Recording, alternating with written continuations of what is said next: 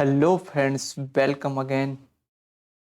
जैसा कि मैंने आप सभी से बोला था कि मैं जल्दी से ही आपके लिए complete genetics and plant breeding concept base videos लाने वाला हूं, तो आपके सामने मैं हाजिर हुआ हूं वीडियोस लेके। और इसमें हम कंप्लीट प्लांट ब्रीडिंग डिस्कस करेंगे, जो कि थ्योरेटिकल बेस होगी, कॉन्सेप्ट बेस होगी। इसमें आपको अपने कॉन्सेप्ट क्लियर करने हैं, तो करते हैं फिर start without wasting our time. तो okay, he is my inspiration. He thought his thought is dream dream dream dreams transfer into thoughts and thoughts result in action. आप पहले सपने देखिए, सपने देखिए, सपने देखिए, और फिर उन सपनों को अपने थॉट में, अपने विचार में बदलिए, और उन विचारों को अपने रिजल्ट, अपने एक्शन में बदलिए। देखिए, मैंने एक बार सोचा था कि मैं यूट्यूब वीडियो बनाऊंगा। मुझे पढ़ाने का थोड़ा सा शौक था, अच्छा, मुझे पढ़ाना बहुत अच्छा लगता। मैंने कहा I can do that, I will do that. And मैं अभी कर रहा हूँ, आई एम डूइंग, तो आई एम वेरी हैप्पी। तो डोंट वेस्ट आवर टाइम, और चलते हैं, आगे बढ़ते हैं। सो देखते हैं फर्स्ट स्लाइड। हम बात करेंगे what is principle of plant breeding. Plant breeding के क्या प्रिंसिपल हैं, आज हम उनके बारे में डिस्कस करेंगे। तो देखते हैं फर्स्ट, प्लांट ब्रीडिंग क्या है। Plant breeding, what is plant breeding. First question तो आपसे किसी ने पूछ लिया, what is plant breeding, then what you said, what you told, then listen. Plant breeding, art, science and technology. What? Plant breeding is a art, science and technology. Prime objective, develop agronomical and economical desirable variety. जो plant breeding है, इसमें हम क्या करते हैं कि ये तो एक तो ये आर्ट है, और इसमें साइंस भी, और साइंस के साथ टेक्नोलॉजी भी इंक्लूड है। और ऐसे ही देखें हम कि इसका जो प्राइम ऑब्जेक्टिव, इसका ऑब्जेक्टिव क्या है, तो इसमें का ऑब्जेक्टिव है development agronomically and economically desirable variety. ऐसी वैरायटी डेवलप करना जो हमें एग्रोनॉमिकली और इकोनॉमिकली डिजायरेबल हो, हमारे पसंद की हो, हमारे काम में आ सकें, इकोनॉमिकली हम यूज कर सकें। तो this is called plant objective of plant breeding. और science of crop improvement, plant breeding is also called science of crop improvement. ठीक है, तो नेक्स्ट पढ़ते हैं हिस्ट्री ऑफ प्लांट ब्रीडिंग। तो इसमें हम डिस्कस करेंगे what is the history of plant breeding. Plant breeding कैसे शुरू हुई, कौन कौन लोग थे जिसने प्लांट ब्रीडिंग स्टार्ट करने में अपना योगदान दिया, क्या उनकी थॉट्स थे, उन्होंने कैसे किया, ये सब क्या है प्लांट ब्रीडिंग। तो चलिए पढ़ते हैं और डिस्कस करते हैं, ठीक है। तो देखते हैं, आई होप आपने इनका नाम सुना होगा, Thomas Fairchild. 1717 first develop an inter specific hybrid between sweet William and carnation species of dianthus. एक क्वेश्चन आता है कि फर्स्ट हाइब्रिड किसने डेवलप किया, प्लांट में फर्स्ट हाइब्रिड किसने डेवलप किया, किस सन में किया और किस क्रॉप पे किया। तो जो साइंटिस्ट हैं वो हैं Thomas Fairchild, who was develop first hybrid 1717, okay. और क्रॉप कौन सी है, किस क्रॉप पे किया, किस प्लांट पे किया, तो स्वीट विलियम एंड का क्रॉस किया कार्नेशन स्पीसीज ऑफ डायंथस, ठीक है। तो आई होप आपको ये क्लियर हुआ होगा। हम बढ़ते हैं नेक्स्ट साइंटिस्ट की ओर, ठीक है। जो नेक्स्ट साइंटिस्ट हैं हमारे नाइट, इन्होंने क्या किया, first use artificial hybridization in fruit crops. अब क्वेश्चन ऐसे भी आ जाते हैं कि पहला हाइब्रिडाइजेशन फ्रूट क्रॉप में किसने यूज किया, तो ये है नाइट। इन्होंने 1759 से 1835 में ये सब एक इन्होंने हाइब्रिड बनाए हैं। तो इन्होंने फ्रूट पे बहुत ज़्यादा काम किया है। ये आप लोग याद रखेंगे कि first use artificial hybridization in fruit crop वो है नाइट, ओके। नेक्स्ट नेक्स्ट है Johnson Le Couteur and Shirreff 1840 develop the concept of progeny test and individual plant selection increase. तो जो progeny test and individual plant selection किसने develop किया, तो वो answer आ जाता है जॉनसन ली कॉल्यूटर एंड सिर्फ 1814। ये आप याद रखना, this is the most important question, who develop progeny test concept, okay. तो this is the answer, Johnson and Couteur, Johnson Le Couteur and सिर्फ 1814, in 1814 developed concept of progeny test. Remember that. So we are moving to next question. Will Morin 1856 used progeny test in improvement of sugar beet। तो जो sugar beet के improvement में progeny test का use किसने किया था, वो है विल्मोरिन इन 1856, ठीक है। Next question, Mendel. आप लोग मेंडल के बारे में अच्छे से जानते होंगे कि इन्होंने क्या किया, कैसे किया। He was a he is a father of plant, he is a father of genetics, okay. तो this is the basic question, who is father of genetics, तो Gregor John Mendel. He Gregor John Mendel 1866 principle of inheritance working with garden pea. तो question आ जाता है कि जो Mendel हैं इन्होंने किस क्रॉप पे काम किया, तो वो पी है। कौन कौन से प्रिंसिपल दिए, कौन कौन से लॉ दिया इन्होंने, तो ये सब आपको मैं आने वाली स्लाइड में डिस्कस करूंगा। तो इनका एक principal of inheritance working with garden P, ये आप याद रखना, इन्होंने किस सन में ये वर्क किया, क्या इनकी रिजल्ट निकले, तो ये सब आपको याद रखनी है, ठीक है।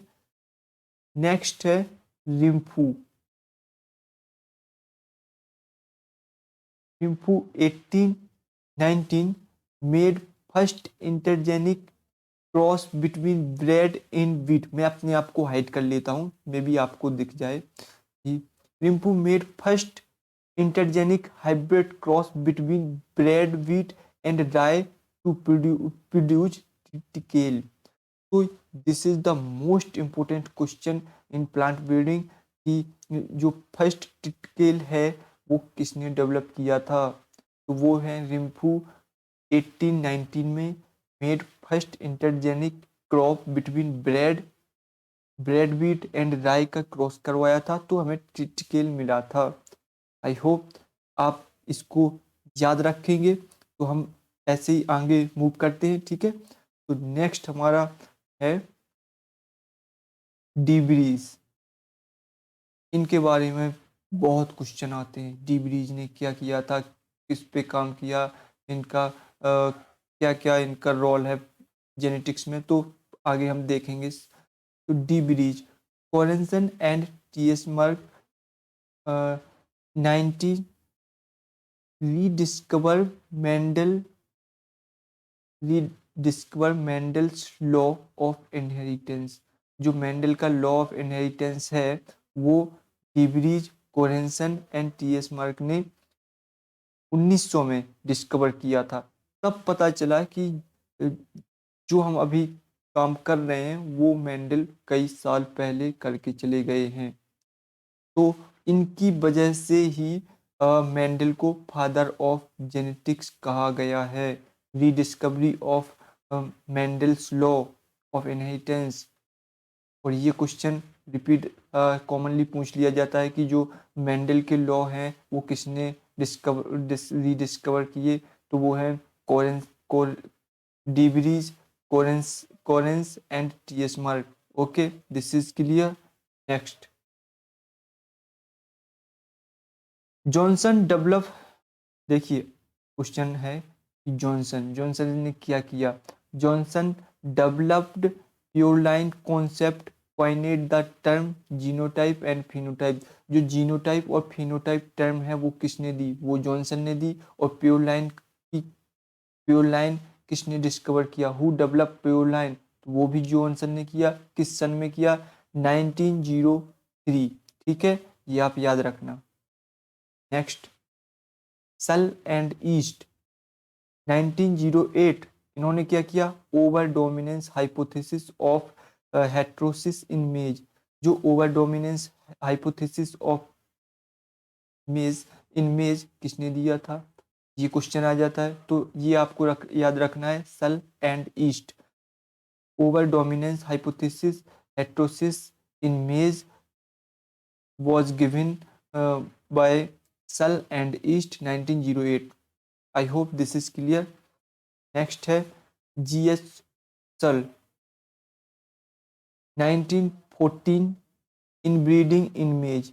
जो इनब्रीडिंग मेज में है वो किसने की, Searle ने। ठीक है, नेक्स्ट,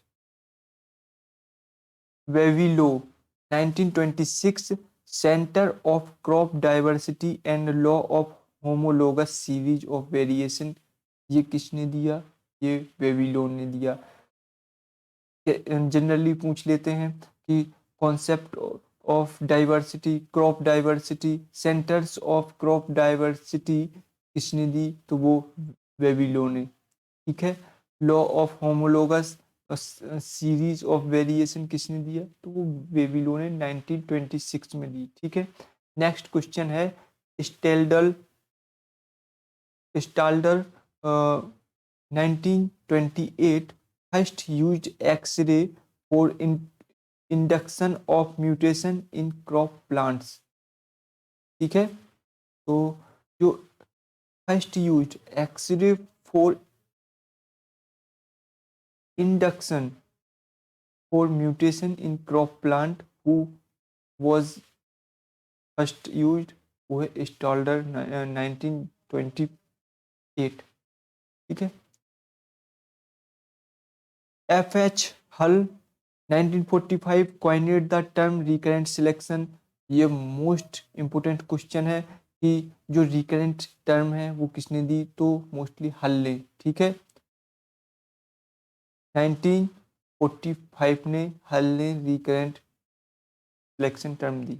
ये आपको समझ में आ गया होगा। नेक्स्ट क्वेश्चन है Norman E Borlaug, 1964 develop high yielding semi dwarf variety of wheat, father of green revolution। ये तो आप सभी जानते ही हैं कि father of green who is a father of green revolution in world, तो आ जाता है कि Norman E Borlaug 1964। And Swami dwarf variety wheat में किसने डेवलप की, तो वो भी वर्ल्ड लेवल पे देखते हैं, तो नॉर्मन ई बोरलॉग 1964। चलिए नेक्स्ट आगे बढ़ते हैं। सीटी Patel 1917 world first cotton hybrid for commercial cultivation in India.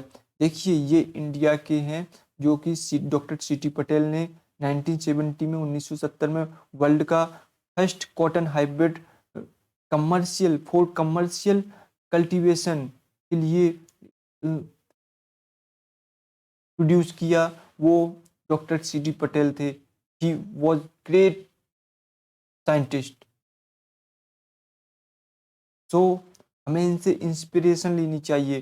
Plant, हम लोग एग्रीकल्चर के स्टूडेंट हैं और प्लांट ब्रीडिंग पढ़ रहे हैं, तो हमें भी कुछ ऐसा आने वाले समय में कुछ ऐसा करना है कि लोग हम पे प्राउड फील करें कि हमने कुछ उनको दिया है, हमने कुछ, हम प्लांट ब्रीडर बन के हमने उनको कुछ मदद की है, सोसाइटी की मदद की है, सोसाइटी की हेल्प की है। तो ऐसे प्लांट ब्रीडर का एक ही मकसद रहना चाहिए कि हमें लोगों की मदद करनी है, हाई यील्डिंग वेराइटीज डेवलप करनी है। तो ये हम फिर कभी डिस्कस करेंगे इसके बारे में।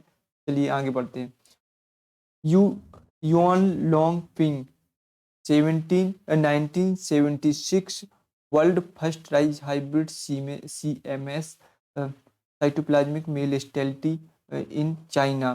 ठीक है, तो ये भी आपका क्लियर हुआ होगा कि जो वर्ल्ड का फर्स्ट हाइब्रिड जो राइज में डेवलप किया था वो यू लॉन्ग पिंग 1976 में डेवलप किया गया था, वो भी साइटोप्लाज्मिक मेल स्टेलिटी के द्वारा। ये मैं आने वाली वीडियो में सब कुछ बताऊंगा कि what is cytoplasmic male sterility and what is genetics male sterility. So हम आगे अभी डिस्कस करने वाले हैं। ठीक है, नेक्स्ट जो साइंटिस्ट हैं वो हैं फिरले। 1983 develop first transgenic tobacco in USA। This is also most important question, who develop first transgenic tobacco in USA। वो है फिरले 1983। ठीक है, आगे मूव करें। ठीक है, नेक्स्ट है ICRISAT 1991 world first pigeon pea hybrid. जो अरहर पिजन पी का फर्स्ट हाइब्रिड है वो इक्रिसेट ने 1991 में ICPH genetic male sterility GMS for commercial cultivation in India develop किया था। ठीक है, नेक्स्ट स्लाइड पे हम मूव कर रहे हैं और देखते हैं इसमें क्या ऑब्जेक्टिव ऑफ प्लांट ब्रीडिंग। अब इसमें हम डिस्कस करने वाले हैं क्या ऑब्जेक्टिव हैं प्लांट ब्रीडिंग के। तो आपके सामने है high yielding, high yields DG Woogen in rice and Norin 10 in wheat, hybrid maize, hybrid maize sorghum cucumber. तो this is the high yielding. Next है इम्प्रूविंग क्वालिटी। कैसे, how to improve our quality. Rice में milling, cooking, quality, aroma, grain colour and size. these are uh,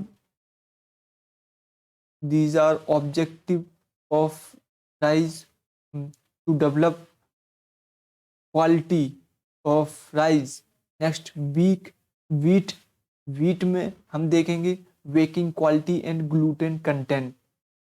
ठीक है, कि जो हम चपाती बनाते हैं उसमें ग्लूटेन कंटेंट कितना है, बेकिंग क्वालिटी कैसी है।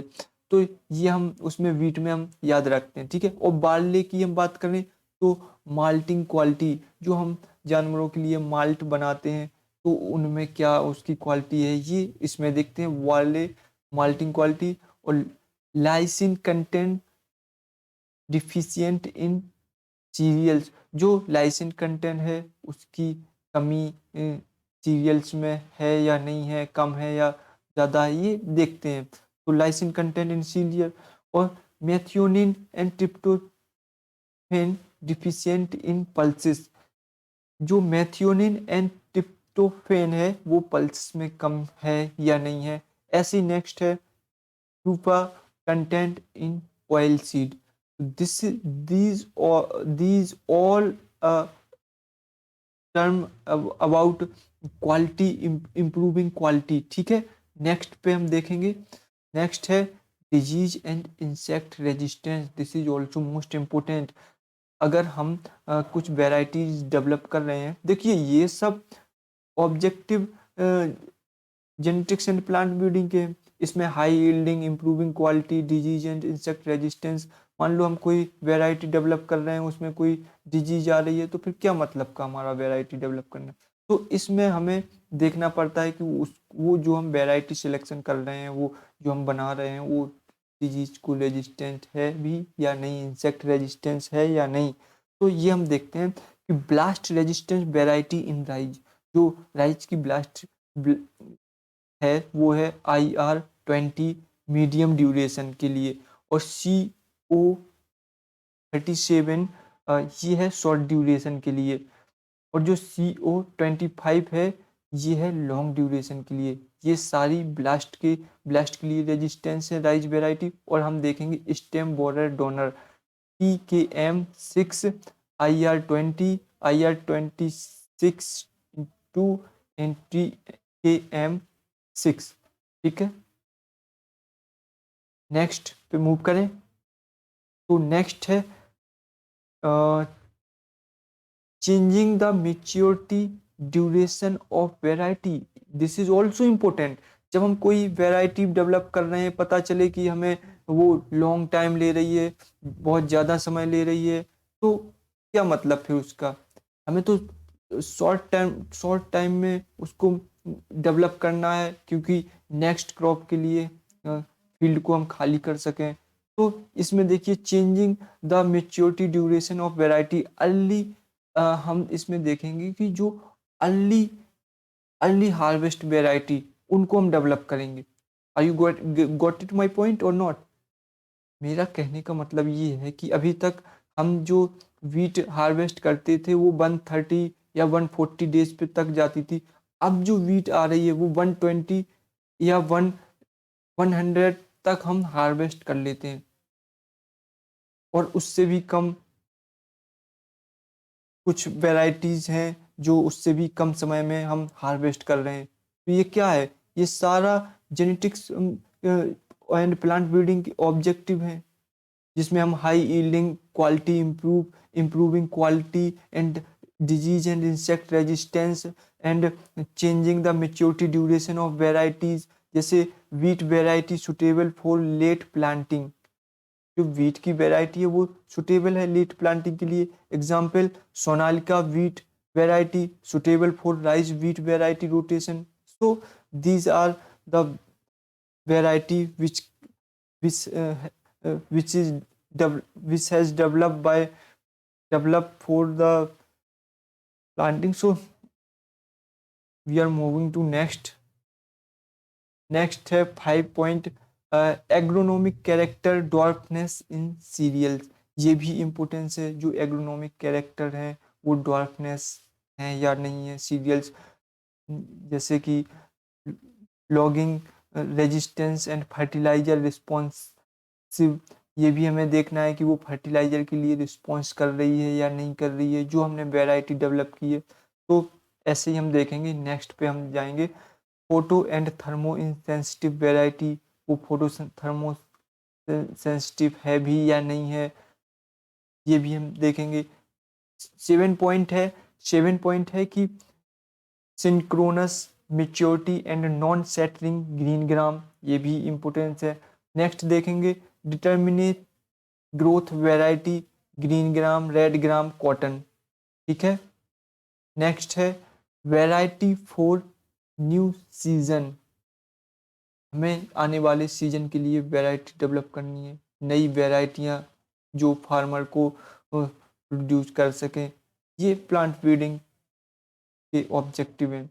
ठीक है, नंबर 10 है moisture stress and salt tolerance. देखिए हम हमारा कोशिश यही रहेगी कि अच्छे ऐसी वैरायटियाँ डेवलप करें जो कम से कम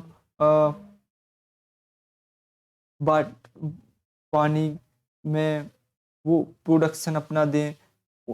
मॉइस्चर, कभी कभी क्या होता है कि मॉइस्चर ज़्यादा हो, उसको भी वो मॉइस्चर स्ट्रेस को भी वो टोलरेंट कर जाएं, और सॉल्ट स्ट्रेस, क्योंकि आने वाला जो इन फ्यूचर सॉल्ट सॉइल में सॉल्टी होती जा रही हैं, तो वो सॉल्ट को टॉलरेंस कर सकें, ये सब प्लांट ब्रीडिंग में देखते हैं। अब जो 11वां पॉइंट है कि elimination of toxic substance, this is the most important. You know why? Because जब हम कोई जानवर के लिए या ह्यूमन यूज के लिए हम कुछ प्रोडक्ट ले रहे हैं, तो उसमें टॉक्सिक कंटेंट ना हो, जो हार्मफुल ना हो बॉडी के लिए, ये हम उसमें देखेंगे। जैसे HCN content in sorghum plant, अगर HCN कंटेंट हम क्वालिटी देखते हैं उसकी, अगर HCN कंटेंट ज़्यादा होगा तो उसको कम करना है, क्योंकि ये टॉक्सिसिटी का काम करता है for animals. Okay, and lathyrus content in lathyrogen content in lathyrus sativa B and oxalyl amine alanine BOAA cause paralysis. ठीक है, तो ये हम देखेंगे इसमें। और नेक्स्ट है यूरिक एसिड इन ब्रेसिका। ठीक है, यूरिक एसिड इन ब्रेसिका में देखेंगे। और कुकुरबिटेशियम परबिटेसिस, तो ये भी हम देखेंगे। ठीक है, तो ये हम नेक्स्ट वीडियो में करेंगे। और today is for today is enough. That's all for today. Thank you for watching. Thank you so much. Or okay.